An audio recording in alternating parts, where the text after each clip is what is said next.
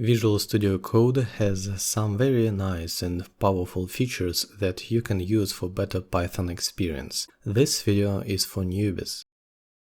First of all, I need to install a VS Code plugin for better Python support.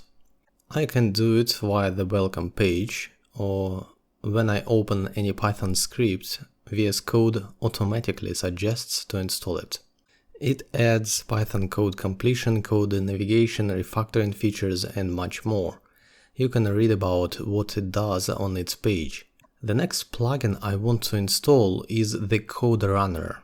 It allows to run Python code right from the editor. It's one of the most useful features. View, Extensions, Code Runner.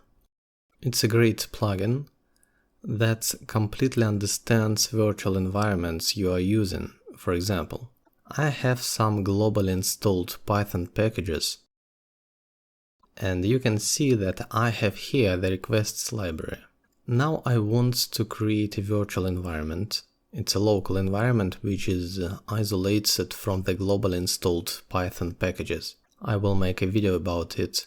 Usually I use the virtual env package to do it because it's faster. But you can use built-in Python feature like this. The first venv is the command name, and the second is the name of the folder that will be used to store its files.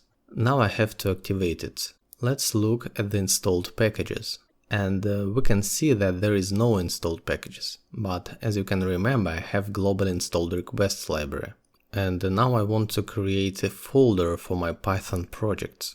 Then I want to open VS Code for this directory and from activated virtual environment. Let's create a Python script. Let's import the requests library. And now I want to run the code with the Code Runner. I am pressing Ctrl-Alt-N. It's the default hotkey for the Code Runner. And we can see the Python's exception. There is no requests module, and it's true. And now I want to install it. Let's run it again, and there is no the exception anymore. Therefore, VS Code and the Code Runner plugin completely understands virtual environments and uses them, and it's great.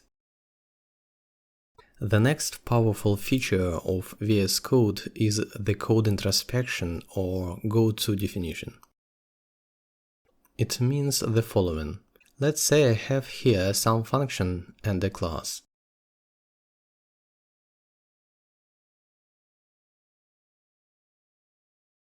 If I hover the mouse cursor over the main function call and press Ctrl button, we can see a hint with the definition of the main function.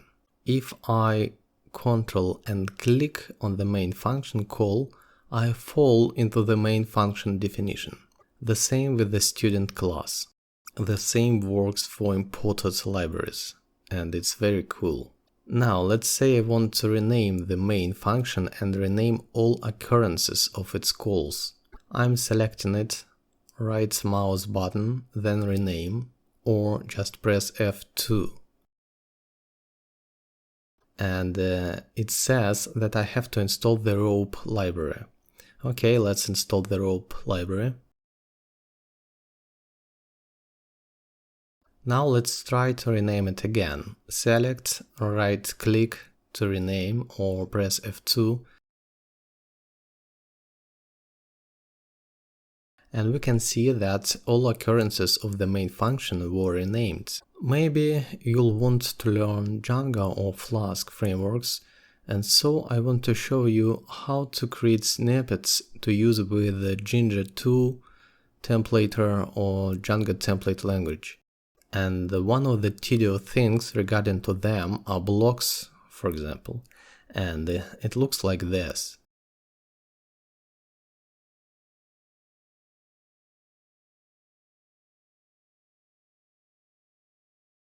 We can ease the task by using snippets. Snippets are pieces of code. We can paste them by hotkey.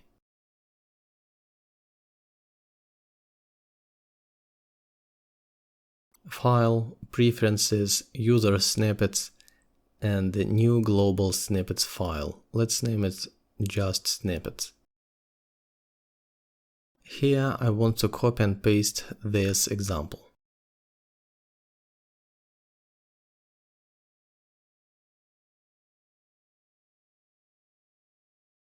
The name will be block, scope HTML, prefix it's a trigger, usually I use BL, then body. I want to focus your attention that the body is a list of strings, and so my snippets will contain 4 strings.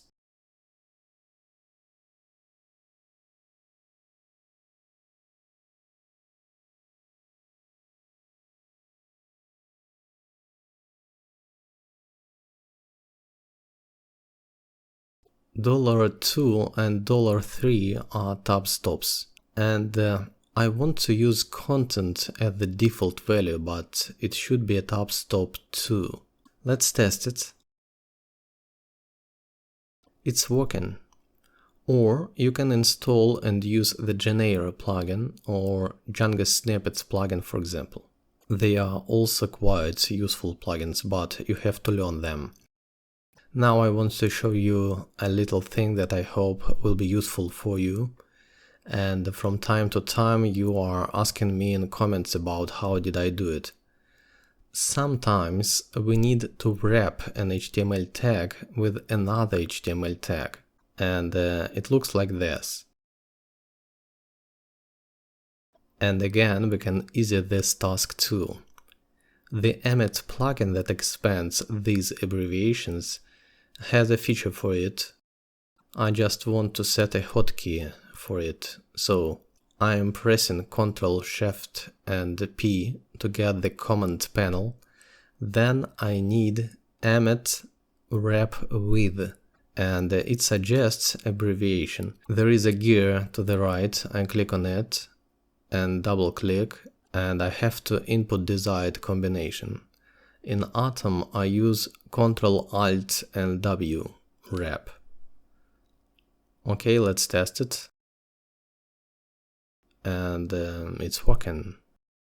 So be attentive to your workflow, automate the boring parts with snippets with hotkeys, or just try to find an appropriate plugin. If you like the video, please leave an upvote and subscribe to the channel. Thanks for watching and have a nice day.